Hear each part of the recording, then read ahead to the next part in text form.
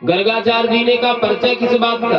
आपके यहाँ गौशाला है और गाय माता के शरीर में समस्त देवता निवास करते हैं। गाय माता के शरीर में समस्त देवता है और जहाँ गाय माता बांधी जाती है वहां भी समस्त देवता निवास करते हैं। देखिए गौशाला में शालिग्राम भगवान आपके पास हो, शिव मंदिर हो, शिवलिंग और गंगा जी, इन जगहों पर ये प्रमाण है परीक्षित जी, किसी भी देवी देवता का आवाहन नहीं करना पड़ता। बिना आवाहन विसर्जन के ही किसी की भी ध्यान करके आप पूजा कर सकते हैं।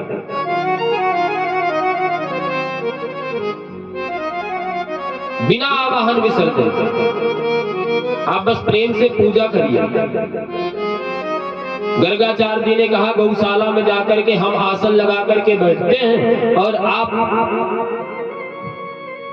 एक काम करो, अपनी धर्म पत्नी जी से कह दीजिए लाला को लेकर के आ जाए।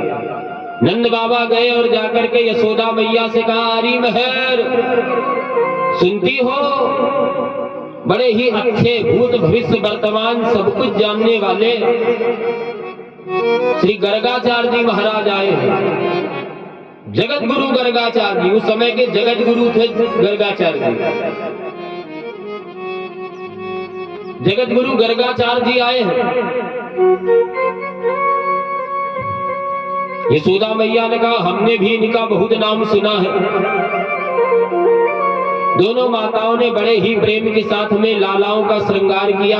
कन्हैया के तन पर पीली झुलिया पीतांबर धारण कराया गया, दाऊ भैया को नीलांबर धारण कराया गया।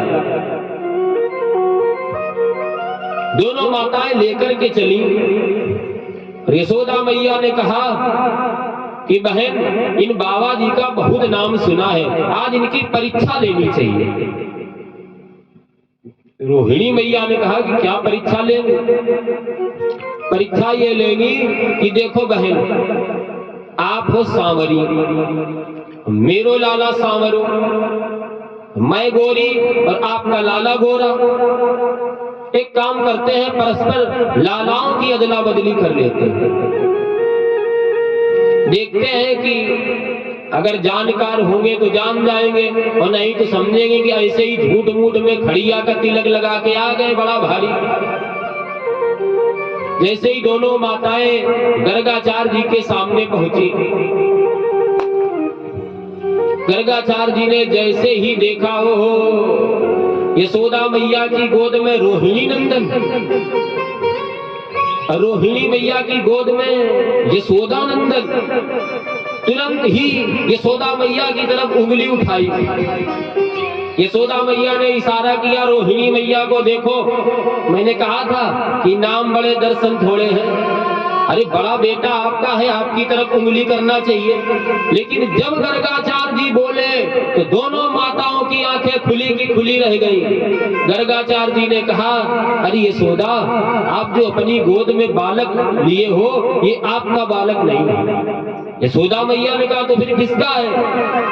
अयम ही रोहिणी पुत्र रमयन सुहृदो गुणई आख्यास्यते रामिति बलाधिक्यात् बलम विदुः। ये रोहिणी के बेटे हैं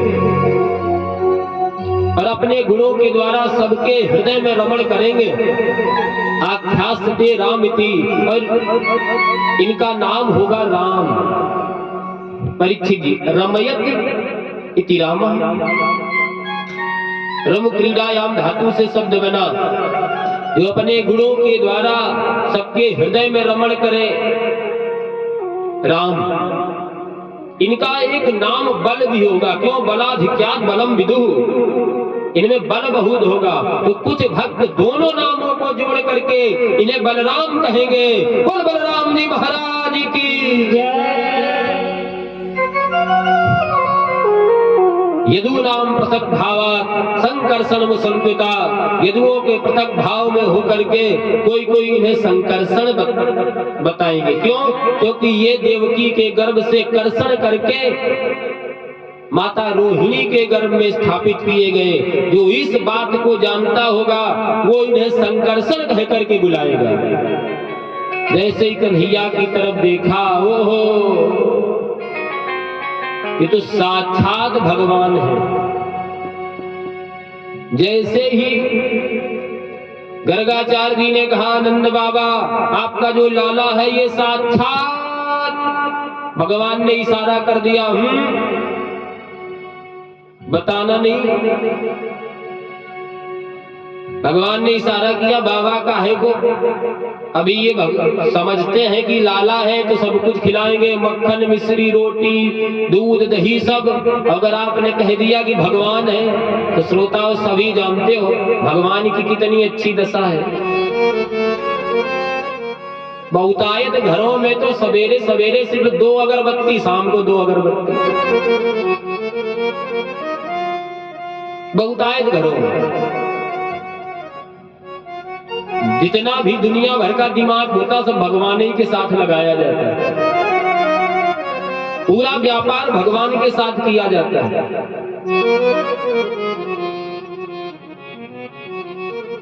एक बार एक बहू मक्खन बिलो रही थी, परीक्षित थी, और उसने दही बिलो करके मक्खन निकाल करके रखा। संयोग से उसे बिल्ली ने जूठा कर दिया। वो फेंकने के लिए दरवाजे से बाहर के लिए निकलने के लिए कटोरी उठा करके चली तो सास ने कहा, कहाँ जा रही हो? पूरी घटना बताई। अरे माता जी ऐसा ऐसा हुआ है, बिल्ली ने जूठा कर दिया ये मक्खन।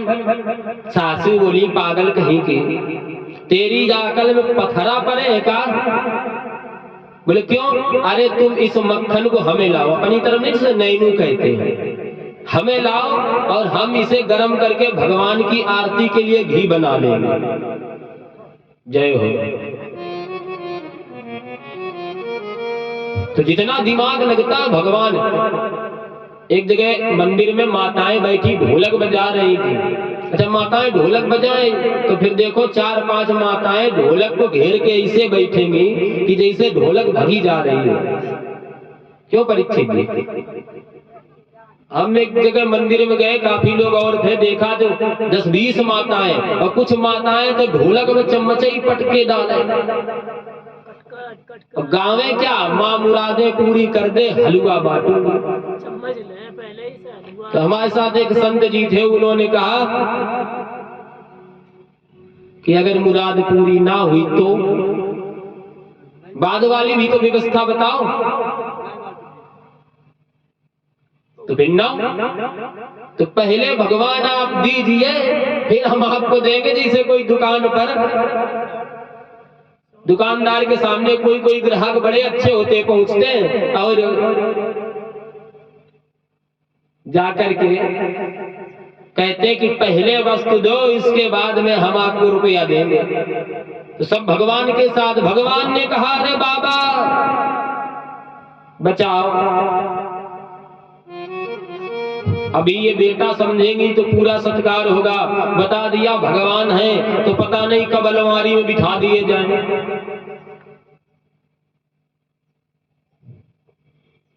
जैसे ही कहा, नंद बाबा आपका जो बेटा है, आसन वर्णास्त्रयो हस्य ग्रहण तो नुयुगम तनु शुक्लो रक्तस्तथा पीतम इदानीम कृष्णताम गतः।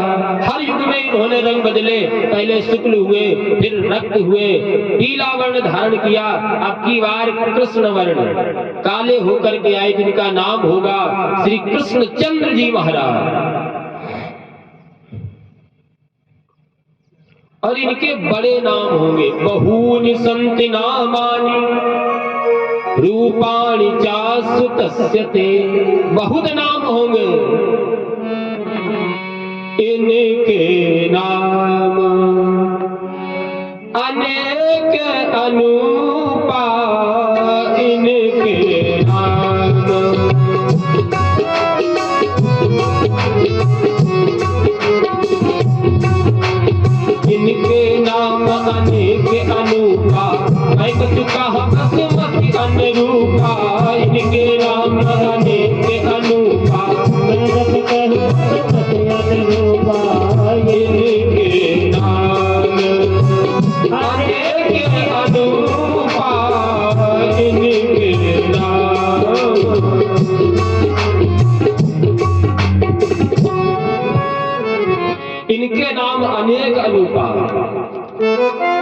कोई इन्हें गोविंद कहेगा, कोई गोपाल कहेगा, कुछ भक्त ने श्रीमान वासुदेव कहेंगे। बोल वासुदेव